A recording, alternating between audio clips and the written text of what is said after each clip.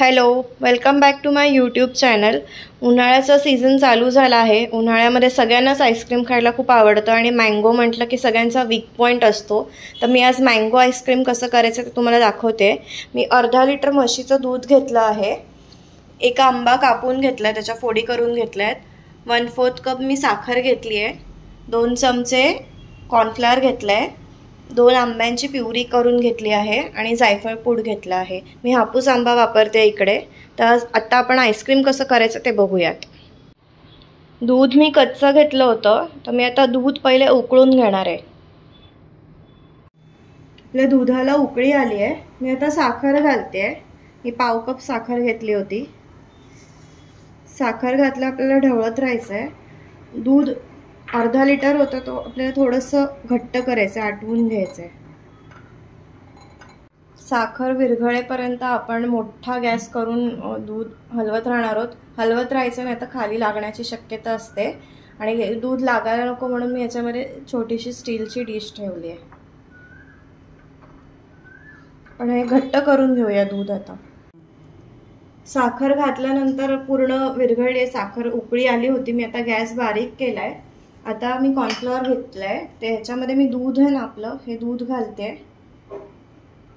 Cornflower optional आहे, तुम्हाला नको असेल तर तुम्ही नका घालू, पण कॉर्नफ्लॉवरने थोडं क्रीमी टेक्स्चर येतं आणि घट्टपणा येतो। तर हे मी मिक्स करून घेते स्लरी। कॉर्नफ्लॉवरची स्लरी केली होती, आता मी हे कॉर्नफ्लॉवर घालते। कॉर्नफ्लॉवर घातल्यानंतर आपल्याला मिक्स करत राहायचं आहे, गुठळ्या नाही होता कामा। कॉर्नफ्लॉवर घातल्यानंतर एक 3-4 मिनिटं आपल्याला दूध पुन्हा शिजवून घ्यायचं आहे। कॉर्नफ्लॉवर घालून झाल्यानंतर 5 मिनिटं व्यवस्थित दूध उकळून घेतलंय, घट्ट झालंय दूध आपलं। मुद्दामून मी मोठ्या पातेल्यामध्ये, पसरट पातेल्यामध्ये घेतलंय, कारण की पसरट पातेल्यात घेतल्यानंतर दुधाला व्यवस्थित उकळी येते, पटापट दूध घट्ट व्हायला मदत होते। आता मी गॅस बंद करून अर्धा तास थंड व्हायला ठेवणार आहे हे मिश्रण। आपलं दुधाचं मिश्रण आता पूर्णपणे थंड झालंय। आता मी याच्यामध्ये पल्प घालते, मिक्स करून घेऊया। आता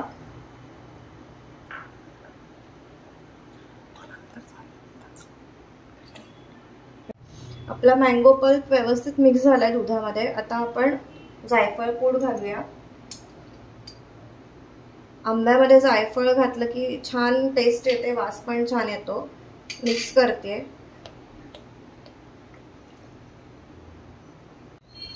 आपला आईस्क्रीम रेडी झालाय। आता मी आंब्याचे फोडी करून घेतलेले ते घालते, मिक्स करून। आता मी हे एका कंटेनरमध्ये काढून घेते। काही जणांना साय तोंडात आलेली, दातात आलेली आवडत नाही, त्यामुळे तुम्ही या स्टेजला थोडंसं ब्लेंड करून घेऊ शकता मिक्सरमध्ये आणि मग आंब्याच्या फोडी घालू शकता। जर तुमच्याकडे कुल्फी मोल्ड असतील तर तुम्ही कुल्फी मोल्डमध्ये ट्रान्सफर करून ते ओव्हरनाईट फ्रीजरला ठेवून द्या। तर आपला आईस्क्रीम रेडी झाला आहे। मी आता हे ओव्हरनाईट फ्रीजमध्ये ठेवून देते, आपण नंतर बघू आपला आईस्क्रीम कसं झालंय ते। आपला आईस्क्रीम रेडी झाला आहे, मी ओव्हरनाईट फ्रीजमध्ये ठेवून दिलेला। आता आपण स्कूप करून बघूयात।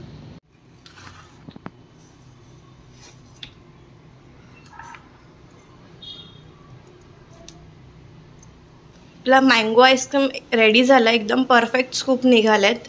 रेसिपी नक्की ट्राय करा आणि आवडली असेल तर लाईक करा, शेअर करा, सबस्क्राईब करा आणि कमेंट करायला विसरू नका। थँक्यू।